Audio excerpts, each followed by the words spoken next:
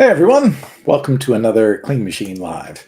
My name is Geoff Palmer. I'm the CEO and founder of Clean Machine. Before we get started, let's jump into the FDA requirements.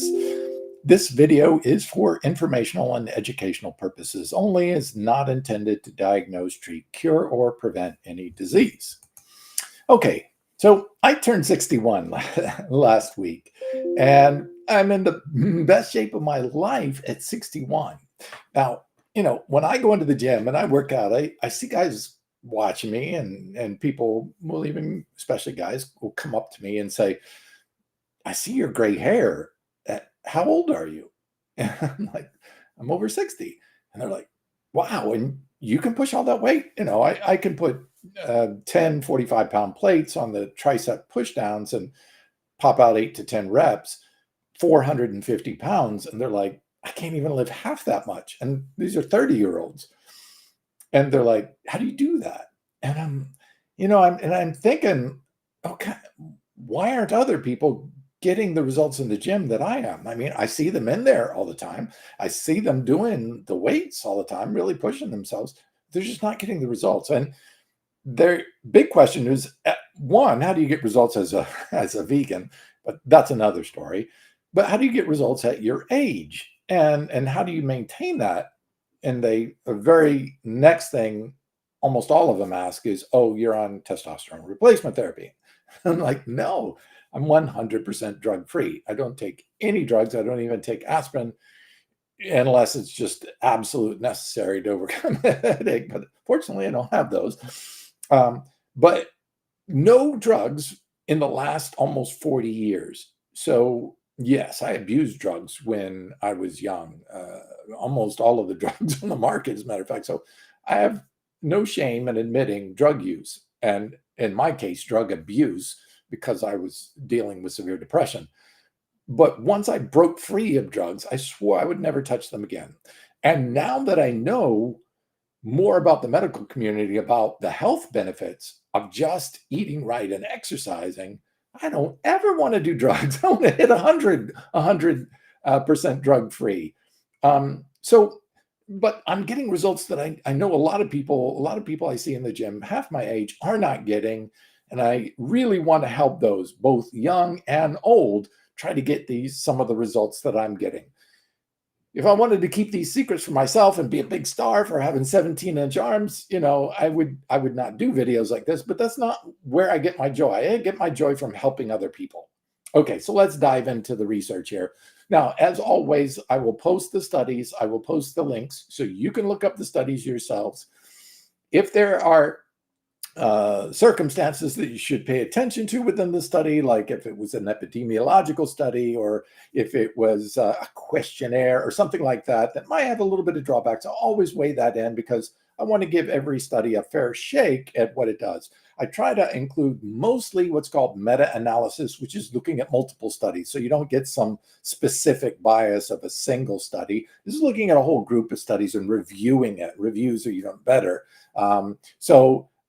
We're actually going to jump right into that one. On the first one, we're going to talk about sarcopenia and dynapenia. What's the difference? So sarcopenia is what they call age-related muscle loss. That's the muscle decline as we get older. Some say up to 1 to 3% per 3 to 5 years of loss in muscle. Now, there's variants all over that. But I've actually increased muscle as I aged. So this goes against the whole sarcopenia idea. And what I'm thinking is sarcopenia is not age-related. It's related to how long you have had a bad diet and not exercised. If you are doing junky diet, you're not giving your body the fuel it needs to optimize, and then it reduces its capacity to be able to build muscle. If you're not exercising regularly and probably you're not sending the signal to your body, hey, let's hang on to this muscle.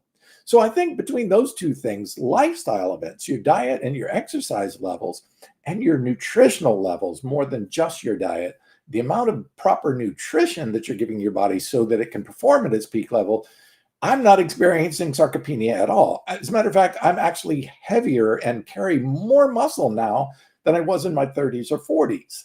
I actually took the stage at 50 years of age and won. You can see my awards back there.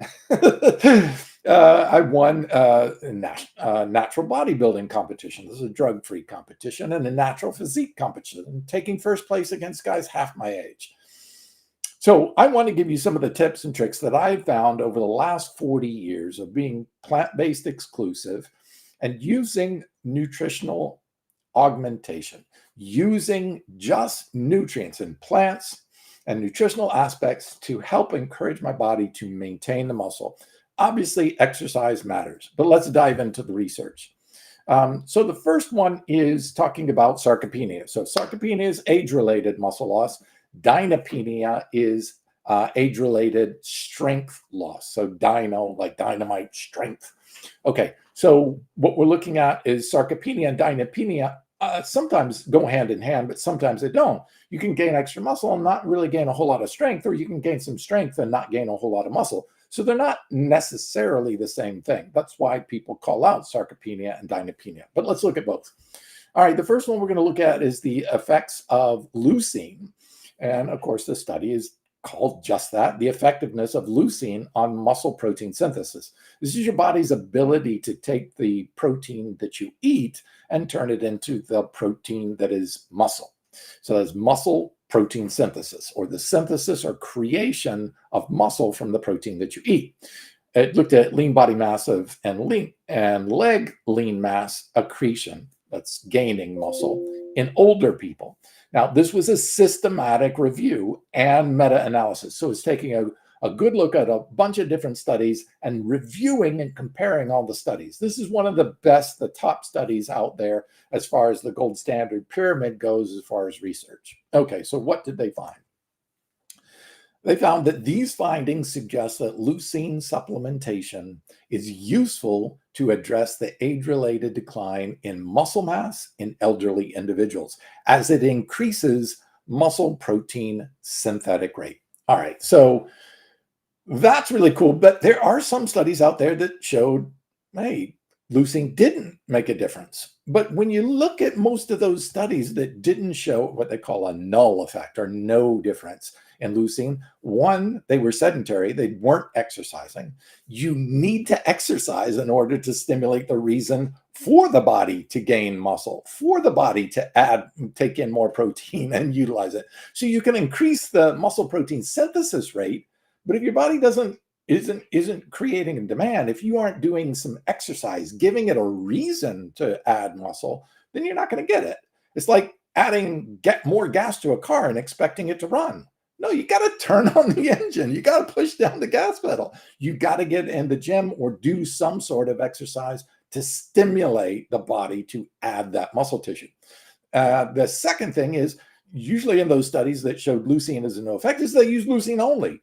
Well, leucine is a muscle protein synthesis stimulator. It stimulates the body's ability to do that. But if you're not adding the building blocks, the protein itself, if you're not increasing the protein, then you're not giving the body what it needs to actually build the muscle.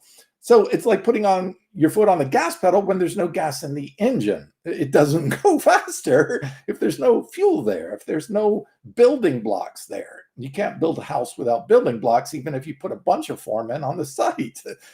Okay, so you got to have all three. You got to have your exercise, you got to have increased leucine intake, and you've got to have the protein to begin with. All right, so let's look at what happens when you add both leucine to essential amino acids or protein. So in this study, leucine enriched essential amino acid supplementation during moderate steady state exercise. Remember, they're including the essential amino acids or protein and the steady state exercise.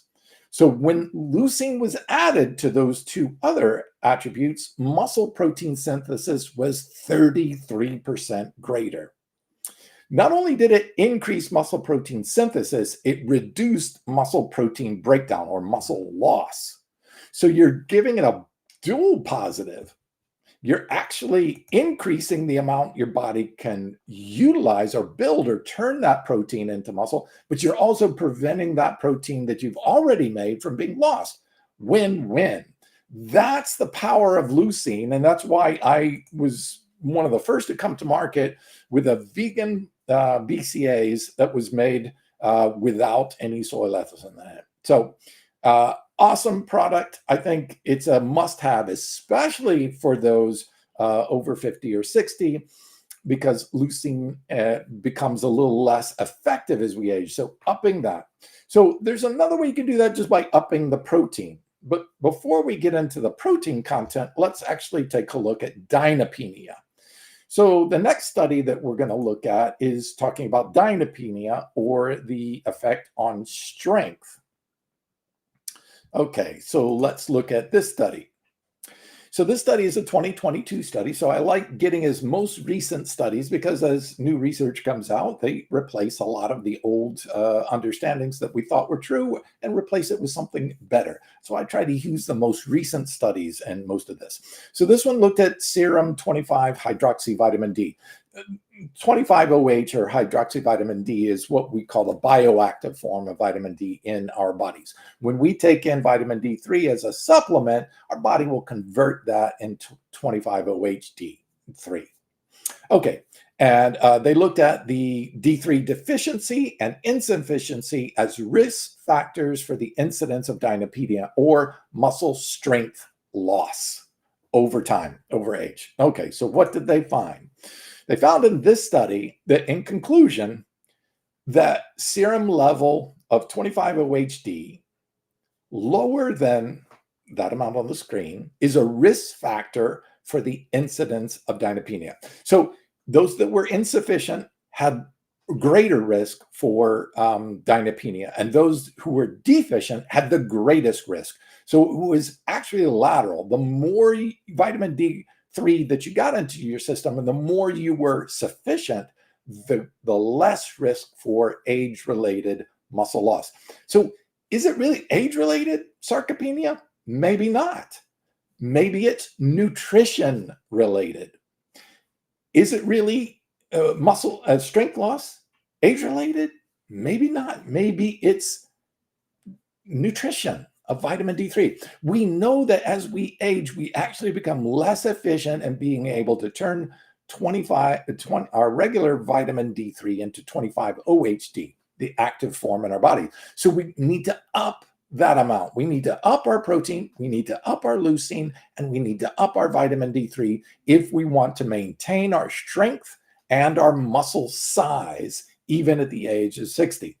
Because those things start to decline. All we have to do is slightly increase them. Okay, but is there a risk of increasing the protein? All right, let's jump into protein here. Okay. All right, so this was a very one, it's called the Framingham Generational Study.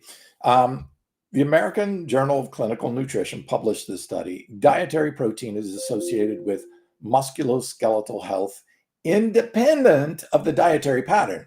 Now, what was really important about this study, one, it was a big study, it looked at a lot of people, and two, it looked at dietary patterns, which is, do you eat vegetarian, do you eat vegan, do you eat meat eating? All right, so let's take a look at the results. They found there were absolutely no association between the protein clusters, meat eaters, vegetarians, and vegans. Those are the protein clusters. There was no difference in musculoskeletal outcomes in adjusted models. So they adjusted for other things like smoking and exercise levels and healthiness of the diet and stuff like that. So make sure that you're comparing apples to apples, but real protein quantities did not matter in muscle outcomes, how much muscle you would be able to have on your body. So it wasn't the type of protein, but they did show it was the amount of the protein. So individuals with the lowest quartile, that means if you divide all the results into 4 quarters, the lowest quartile, the ones in consuming the least amount of protein, did have significantly lower lean mass and strength than the higher quartiles of protein. Okay, so we know now through many different studies that you must increase your protein intake as you age, and you must keep enough protein intake coming in, or you actually can lose muscle and strength. So protein is important, not the type of protein. Doesn't matter if it comes from animal or plant. It matters how much protein, and especially as you age. So let's look at this, because some will say, well, wait a minute, if I eat more protein, aren't I at higher risk? I've seen studies showing higher protein intake puts you at a higher risk for disease states. Okay, that's a really important question, and one that was blew me away at least, when I read this study. Now, in the title of the study, you'll notice something interesting, which I'll address second in this, but read the title of the study. Low protein intake is associated with a major reduction in IGF-1, cancer, and overall mortality. So the first half of this title of this study is saying lower protein intake reduced your risk of cancer and dying from all diseases in the 65 and younger, but not older population. Now, this is really interesting, because in the 65 and older population, the higher the protein, the actual better the outcomes for overall health. Wait a minute. How's that possible? How can it cause more death in young people and less death in older people? One, because as we age, we need more protein. So it's making up for that difference. So it's actually reducing how much your age will actually reduce how much protein is actually being utilized or used. So increasing that protein actually is beneficial after the age of 60, 65 years of age. All right, let's look at the results of the study, because this is pretty frightening. So the great thing about this particular study is they did divide this study into two groups: those eating high amounts of animal protein and those eating high amounts of plant protein. Now, the protein were the same, the total quantity, but both were elevated above normal average intakes of daily protein. So high for the animal, high for the plant. Let's see what the results were. Okay, the study says those consuming a high animal protein diet had a 75% increase in overall mortality. That's all causes of death. 75% increase. A 400% increase in cancer risk, and a 500% increase in diabetes because of the saturated fat, most likely in the animal products, where it's not present in the plant products, nor the cholesterol. So when you're consuming high amounts of animal products, 4 times the risk of getting cancer and 5 times the risk of diabetes. Wow. But what about if that same amount of protein came from plants? And this blew me away. These associations were either abolished or attenuated if the proteins were plant derived. Now, that's a direct quote from the study. This is not what I'm saying, not me ad-libbing there. So we got a huge increase in high animal protein, huge increase in death rates from cancer, from all causes of mortality, and from diabetes, yet almost none when that exact same quantity, high grams of protein, were from plants. Now, there's a lot of reasons for that. Plants have antioxidants that aren't found, polyphenols, fiber that is not found in any animal products. Animal products contain heme iron, which is not found in plants. They contain cholesterol, which is not found in plants in any significant quantities. They contain much higher rates of saturated fat. Very few plants, avocados and coconut, basically peanuts, are some of the few things that actually contain saturated fat, but that's only a small amount compared to the amount of saturated fat we intake on a daily basis when you are in the animal diet. But actually drilling down to this, it could be the protein itself, not what comes with it, not the fat, the cholesterol, or the lack of fiber, antioxidants, and polyphenols. It's the actual protein itself. Now, what does that mean? Okay, so both proteins, animal and plant proteins, are made of essential amino acids. all right? But the levels of each one of those amino acids differ in animal proteins compared to plant proteins.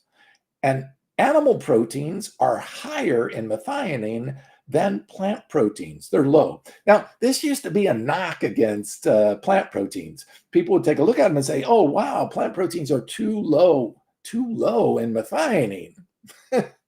Now we know just the opposite is true. It's that animal proteins are too high in methionine.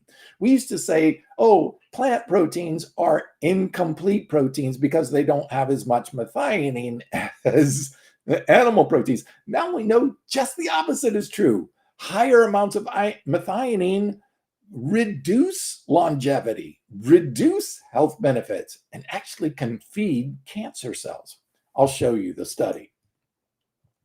So this study is a review. Again, this is a review. So it's looking at a bunch of different studies. A review of methionine dependency and the role of methionine restriction in cancer growth control and lifespan extension. We now know that you can restrict methionine in the diet and increase the lifespan of almost every mammal species on this planet, whether from worms to flies to gorillas to humans, rabbits, monkeys, all of them.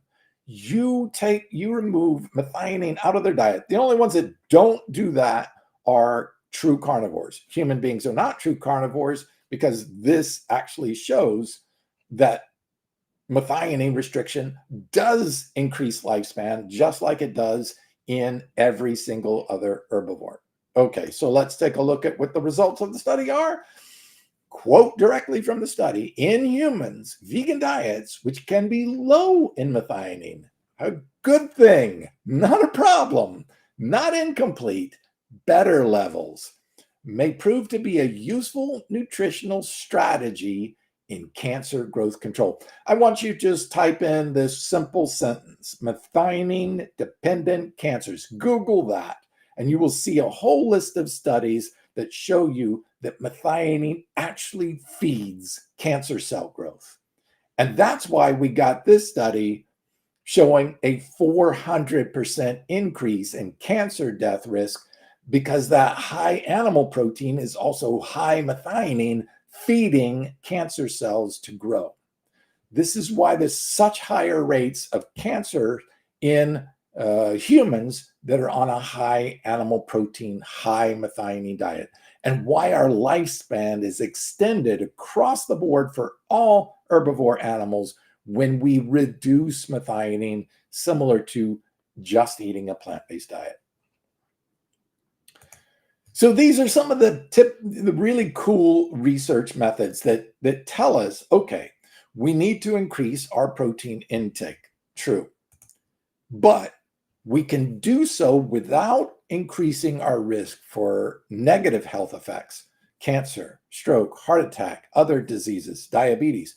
We can do so if we increase the plant protein, not the animal protein. So it's not the amount of protein that's a problem. It's where that protein is coming from, either plants or animals.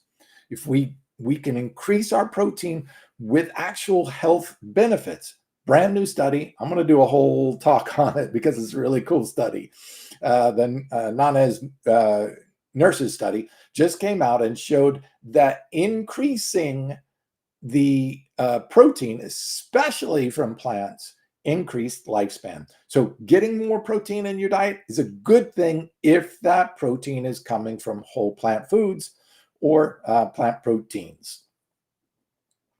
So this is the way we can increase our muscle strength, our muscle size, our fitness levels, even our health, and reducing the risk for diseases by adding leucine to increase that muscle protein synthesis, adding D3 to make sure our muscle strength is at its peak, then adding plant proteins or switching to plant proteins so you can continue to feed that muscle and let it grow. This will help against sarcopenia, against dynapenia, and finally, I want to talk about collagen. Okay, so collagen is a meat industry waste product. Collagen is an incomplete protein. You'll die if you eat only collagen as your protein source because it's missing completely tryptophan. Now, I call it cranky collagen because the more collagen you consume, it actually reduces levels of tryptophan. And tryptophan will convert to serotonin, and serotonin is our natural mood elevator. Don't end up depressed because you're consuming collagen. Okay, so where does collagen come from? Animals. What are we? An animal. All animals make collagen. We're an animal. We make our own collagen. You do not need to consume it. That's like saying, I want to increase my eyesight, so I'm going to eat animal eyeballs. That's not how it works. I'm sorry. I wish it did. I mean, even in China, they eat tiger penis in order to try to think they're getting virility. That's silly. It's just silly. Stop doing that. You don't eat bone to increase bone density. Why eat collagen to increase collagen? Okay, so what are the things that are needed to increase collagen? All right, so this is a really cool study. I'm going to show the graphics on the screen there. So this company said, wait a minute, human collagen, if you take actual human collagen and put it into the body, is much more effective than animal collagen. Well, this makes sense because the amino acid profile and all the nutrients are exactly what the human body would create. So you're giving it all the things it needs. Whereas an animal collagen is made for a chicken or made for a fish or made for a cow. It's not made for us. We have different types of collagen. We have different molecular structure, different amino acid profiles of our collagen than other animals do. All right, but we don't want to go around eating human collagen because that's just a little gross. It's bordering on cannibalism there. But this one group, actually scientific group, found a way to actually genetically modify some microbes, I believe they're yeast, to produce actual human collagen, exactly identical to human collagen. I'm like, okay, then we're not actually eating human collagen.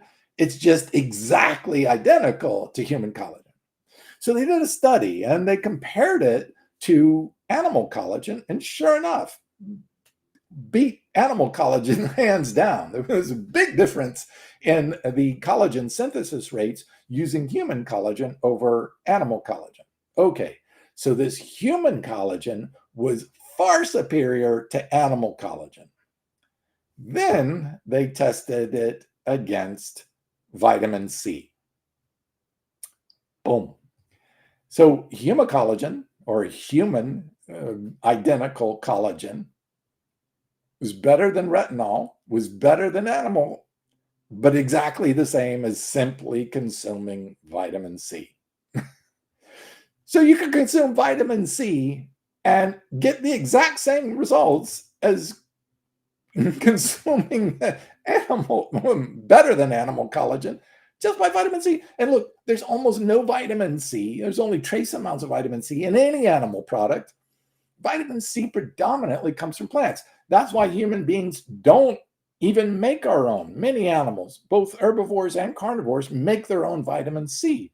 Humans don't, because we consume so much of it in our plant-based diet, loaded with vitamin C. And if you're eating plants all day, there's no reason for our body to make its own vitamin C. So our body just said, well, forget it. I'm not making something that you're getting so much from in your diet. That's one of the ways we know human beings are herbivores, because we get so much vitamin C from plants in our diet, we do not need to make our own. Okay, but skin elasticity, right? And a lot of people say, wow, you're 61 years old and your skin is so smooth and elastic and no wrinkles and stuff. And I'm like, okay, so let's take a look at elastin. Elastin is, let me see if I've got the right chart up here. Yes. Okay. So elastin is just like what it says. It allows elasticity of the skin. So here we go, testing human collagen, superior to animal collagen, beat out animal collagen. So human collagen was better. And this is made by microbes, right? And then they compared it to vitamin C. Vitamin C outperformed actual human collagen being fed to human beings. Vitamin C outperforming elastin. So here's the real secret. Just eat plants, for God's sakes. Now, there's other benefits in the plants. Polyphenols, lutein, some of these other phytonutrients also protect it. Beta carotene stores in your skin, protects it. Beta carotene is an internal form of our body's own sunblock. It helps reduce the negative effects of sun radiation on our skin by that beta carotene all lining up in the skin. Most of the beta carotene we consume from plants ends up on our skin. Now, animals convert the beta carotene to vitamin A, which can actually be toxic. So when you eat vitamin A from animals, you can actually damage your liver. When you consume beta carotene, it stores in the skin and only converts to vitamin A when and where the body needs it. This is self-internal regulation so that you don't get too much toxic vitamin A. Because remember, high levels of vitamin A, like eating liver. Everybody's, oh, livers are great. No, it's way too high in vitamin A and becomes toxic to human beings when it's eaten in large amounts. It can even be lethal. So vitamin A in animals, toxic and lethal. Vitamin A in plants, perfect. No toxicity whatsoever. You can eat beta carotene till the cows come home, and they'll come home because you're not killing them. You can eat beta carotene and it will never. Now, it'll end up turning your skin a little orangey hue, turn your hands and your feet a little bit orange, but no problem. That's just the excess beta carotene coming through your skin. Okay, so what are the other nutrients you need to consume to get collagen? Vitamin C, clearly. Proline, which is one of the amino acids. Plenty of proline in asparagus, mushrooms, cabbage, things like those cruciferous vegetables. Glycine is another amino acid you need. It's in beans, it's in nuts, it's in seeds. So eating this plant-based diet can keep you healthy, clean, wrinkle-free skin, give that healthy glow to you without high amounts of beta carotene, high amounts of polyphenols and lutein, protecting the skin from damage. So you're not only just adding the collagen, which would help you rebuild it, but you're protecting the collagen that's already there, that your body has made, so you don't degrade that collagen over time. So collagen replacement is important, and our body can do that sufficiently with enough protein intake and enough vitamin C intake. But more importantly, those polyphenols, those antioxidants, those other phytonutrients are in there protecting the collagen so that your body doesn't degrade that collagen. That degradation of collagen can lead to skin toughening, skin thickness, skin issues and blemishes, all these different skin problems, and of course, wrinkling and lowering of elastin, lowering of collagen at the skin level. Plants for the win. And this is why I want you to share. I share this information so that you can benefit from it. I'm not out to change you. I'm not telling you to change your diet or change your exercise or change your food intake. I'm giving you information to empower you, to help you make the best decisions for you so you can benefit from this information. I want to help you. I don't want to change you. I want to help you. Now, you may take this information and say, Geoff, it's all wrong. I don't believe it, blah, blah, blah. You're just another vegan trying to change people's minds. Okay, if that's what you want to do, you're going to miss out on good information that could be helpful to you, help you look better, feel better, gain and keep more muscle as you age. That's what I want for you. That's why I do what I do. That's why I created all these supplements. I created the BCAAs so that you can get that leucine into your body in sufficient levels and maintain the health. I created the D3 so that you can maintain that strength and prevent dynapenia or muscle loss, strength loss. And my results speak for themselves. That's me at 16 years old on the left and me at 59 years old on the right.